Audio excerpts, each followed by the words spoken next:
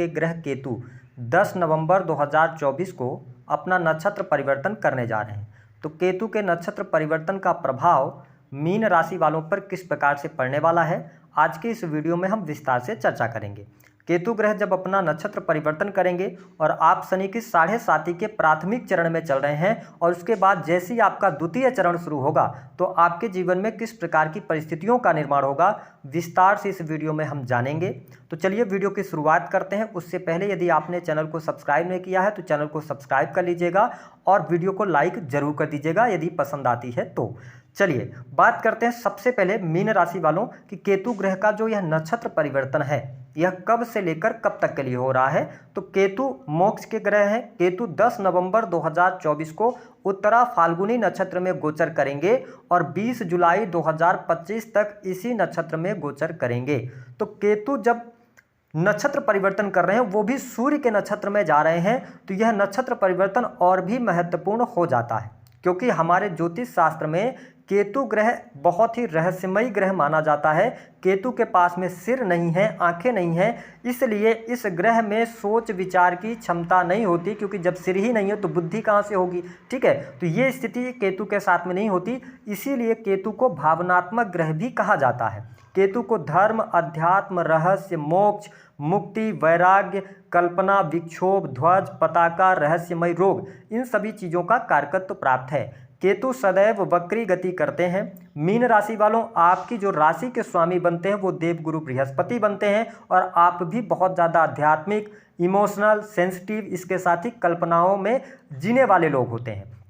यह जो राशिफल हम आपको दे रहे हैं यह राशिफल 10 नवंबर 2024 से लेकर 16 मई 2025 तक के लिए रहेगा, क्योंकि उत्तरा फाल्गुनी जो नक्षत्र है यह 2 राशियों से होकर गुजरता है, सिंह और कन्या से।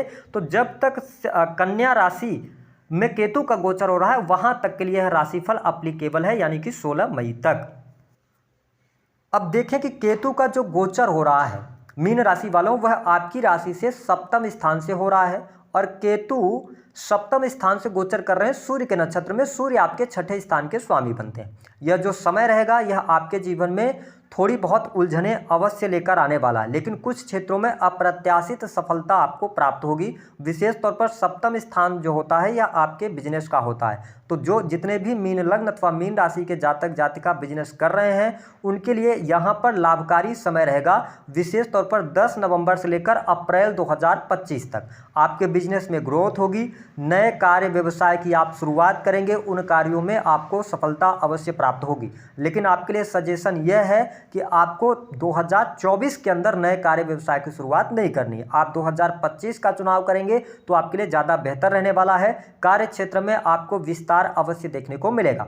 अब इंपॉर्टेंट बात क्या है कि जब केतु सप्तम स्थान से गोचर कर रहे हैं तो उस भाव से रिलेटेड चीज़ों को लेकर भी आपको डिटैच करेंगे। तो मीन राशि वालों, अगर आप बिजनेस कर रहे हैं, अगर आपका कार्यस्थल पर मन नहीं लग रहा है, ठीक है, आप कुछ समय के लिए तो वहाँ पर बहुत अच्छे तरीके से आप काम करेंगे, लेकिन अगर आप डिटैच हो रहे हैं तो आप अपने बिजनेस को किसी अन्य व्यक्ति को चलाने के लिए दें और आप उसकी देखरेख करें तो आप ज़्यादा बेहतर तरीके से अपने बिजनेस को चला पाएंगे। ठीक है, दूसरी बात यह है कि सप्तम स्थान आपके जीवन साथी का होता है। ऑलरेडी केतु का गोचर जब सप्तम स्थान से हो रहा है और 6ठे स्थान के स्वामी जो बनते हैं सूर्य उनके नक्षत्र में जा रहे हैं तो यह समय आपके जीवन साथी की हेल्थ के लिए अच्छा नहीं रहेगा। जीवन साथी के स्वास्थ्य को लेकर परेशानी हो सकती है अथवा दाम्पत्य जीवन में उतार चढ़ाव की स्थिति बन सकती है। आप अपने जीवन साथी से डिटैच हो सकते हैं अथवा आपका जो जीवन साथी होगा उनको समझने में आपको प्रॉब्लम होगी। तो ये दाम्पत्य जीवन के लिहाज से मैं बहुत अच्छा यह समय आपके लिए नहीं देख रहा हूँ। यहाँ पर थोड़ी आपको सावधानी रखनी है। क्यों? उसका रीजन है कि सैटर्न का भी गोचर 29 मार्च को हो जाएगा। तो ओवरऑल स्थितियों की मैं बात आपके लिए कर रहा हूं। हालांकि मान सम्मान की चाहत रखेंगे, मान सम्मान आपको मिलेगा, यहां पर किसी भी प्रकार की समस्या नहीं है। साथ ही मीन राशि वालों, अच्छी बात यह रहने वाली है कि अगर आप सावधानी पूर्वक आगे बढ़ते हैं, अगर आपकी दशा थोड़ी सी भी सपोर्टिव होगी ना तो जो मैं ये आपको फल बता रहा हूं उसमें काफ़ी हद तक कमी हो जाएगी, क्योंकि देवगुरु बृहस्पति केतु को देख रहे हैं। तो यहाँ पर स्थितियां आपके लिए अप्रैल तक बढ़िया हो जाएंगी। विवाह जिन लोगों के नहीं हुए हैं विवाह के योग बनेंगे। ठीक है, शादी विवाह होने का योग बनता है। साथ ही अगर देखा जाए तो प्रेम संबंध के मामलों के लिहाज से भी समय अच्छा है। प्रेमी प्रेमिकाओं के बीच में अच्छे संबंध रहेंगे।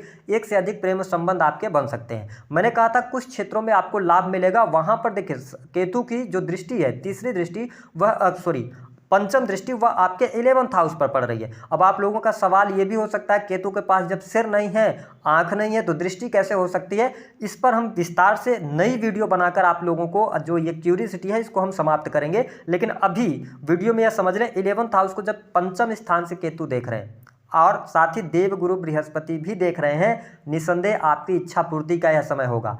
आपके लाभ में वृद्धि होगी, धन की स्थिति में सुधार होगा, आकस्मिक धन लाभ के योग आपके लिए बनेंगे, आपकी इनकम में ग्रोथ होने जा रही है, ये स्थिति बढ़िया रहेगी। तो धन की समस्या को लेकर अगर आप परेशान थे तो वह समस्या दूर होगी। साथ ही विदेश से जुड़ने का अवसर प्राप्त होगा। जो लोग विदेश में सेटल होना चाह रहे हैं उनके लिए अच्छा समय है। ऑलरेडी आप विदेश में रह रहे हैं तो आपके लाभकारी समय देखने को मिलेगा। इंपोर्ट एक्सपोर्ट के कार्यों से आपको बहुत अच्छा लाभ यहाँ पर देखने को मिलने जा रहा है। इसके साथ ही जो लोग क्रिएटिव फील्ड से जुड़े हैं, इंटरनेट मीडिया ऑनलाइन का काम करते हैं, उनके लिए समय अच्छा रहेगा। केतु का प्रभाव आपको अच्छे तरीके से मिलने जा रहा है। वही नौकरी कर रहे जातकों के लिहाज से थोड़ा सा समय आप ये समझ सकते हैं कि उतार चढ़ाव वाला रहेगा। विशेष तौर पर आप अपने नौकरी से सेटिस्फाइड नहीं रहेंगे या आप नई की तलाश में रहेंगे। तो मीन लग्न अथवा मीन राशि है, आप शनि की 7.5 में भी चल रहे हैं, तो सबसे पहले तो अपने माइंडसेट को आपको इस तरीके से बना लेना है कि अगर आप दौड़ना चाह रहे हैं 90 की स्पीड में, तो आपको इस तरीके का माइंडसेट अथवा थॉट प्रोसेस बनाना है कि आपकी जो स्पीड होगी, आप 90 के लिए प्रयास करेंगे तो आपको केवल 65 ही मिलेगा। अगर इस सोच के साथ में आप आगे बढ़ेंगे तो आपको निगेटिविटी नहीं देखने को मिलेगी। ठीक है, तो इसका आपको ध्यान रखने की आवश्यकता रहेगी। अगली बात यह है कि आपके एफर्ट्स में आप एफर्ट्स डालेंगे, एफर्ट से लाभ होगा। टूर एंड ट्रेवल के कार्यों से आपको बहुत अच्छा लाभ होगा। यदि आप भूमि संपत्ति चल अचल संपत्ति के बारे में सोच रहे हैं तो आपके लिए फरवरी 2025 के बाद का टाइम अच्छा है। हालांकि अप्रैल तक में तो आपको प्रॉपर्टी का योग बन ही जाएगा, आप प्रॉपर्टी वगैरह ले सकते हैं, मकान में आप निवास के लिए जा सकते हैं, स्थान परिवर्तन कर सकते हैं, तो ये स्थिति आपके लिए बढ़िया रहने वाली है। उसके अतिरिक्त धर्म अध्यात्म के प्रति आप में रुचि जागृत होने वाली है। ठीक है, आप कुछ नई चीजें पढ़ने जा रहे हैं, आपकी जो स्किल्स है उसको डेवलप करने के लिए आप कार्य करेंगे, कुछ बुक्स पढ़ेंगे, कुछ आध्यात्मिक बुक्स आप पढ़ेंगे। साथ ही इस टाइम फ्रेम के दौरान तीर्थ यात्रा करते हुए नजर आ रहे हैं, लंबी दूरी की यात्राएं होंगी। और मैंने कहा था कि केतु को आपको यूटिलाइज कैसे करना है। देखिए, इस बात को समझने की आवश्यकता है कि केतु जहां पर भी बैठेगा उस भाव से रिलेटेड चीजों से आपको डिटैच कर देगा। ठीक है, लेकिन केतु को प्यास कहा जाता है। ठीक है, उस भाव से रिलेटेड चीजों में कहीं ना कहीं से आपको कमी महसूस होगी। ठीक है, तो आप ये समझें कि केतु जब सप्तम स्थान में है तो आपको सप्तम स्थान से रिलेटेड चीजों के बारे में सोचना नहीं, क्योंकि अगर आप अपने दाम्पत्य जीवन को बहुत अच्छे तरीके से ठीक करने की कोशिश करेंगे, जीवन साथी के बारे में ज्यादा सोचेंगे, तो आपकी जो परेशानियां हैं, जो उलझने हैं, वो ज्यादा बढ़ती नजर आएंगी। दूसरी बात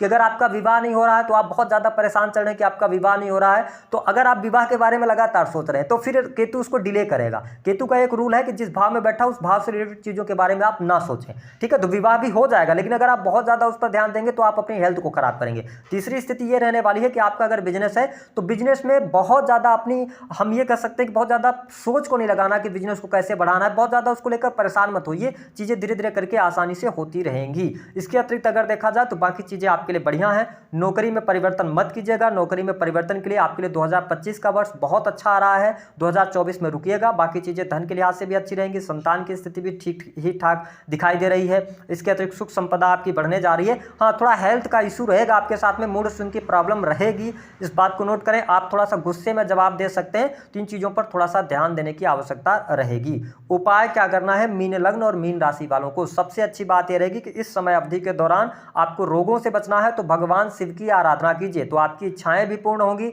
शनि की जो 7.5 का प्रभाव है उस पर का भी इंपैक्ट कम होगा। ठीक है, आपका चंद्रमा भी मजबूत होगा, तो आपके लिए ज्यादा अच्छा रहेगा। अब 2-3 बातों का ध्यान रखना है। जो केतु जब ये सूर्य के नक्षत्र में जा रहे हैं तो क्या नहीं करना है, 6 हाउस जो है वह रोग ऋण और शत्रु का है, सप्तम स्थान में केतु है। ऐसी स्थिति में क्या करना है कि आपको किसी भी प्रकार के वाद विवाद से बचना है।